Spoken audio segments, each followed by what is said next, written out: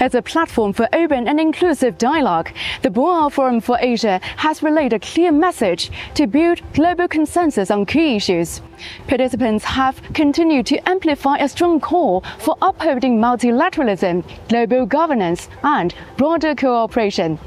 So when you have a multipolar world, it's not one win and the others lose. Maybe one grows more than the other, but they will all be lifted. Now, the so-called emerging and developing economies will continue to grow faster than the already high-income countries. The gap will narrow.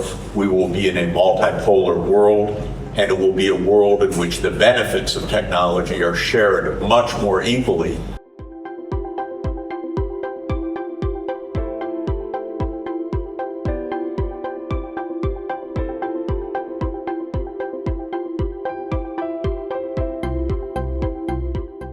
So we need to tell this story, which is facts, that if we want to improve the economies of European and Western countries, we also need to accept and embrace and look with a positive attitude at the growth of the Global South.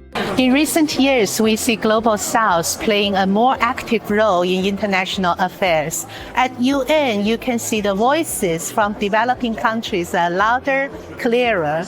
So for Global South to influence the international affairs, I think it must be inclusive, considering all different needs and different development contexts. Only by doing so, Global South can have the strength of unity in diversity, and that can benefit the whole world to have a more inclusive, equitable, and fair global governance.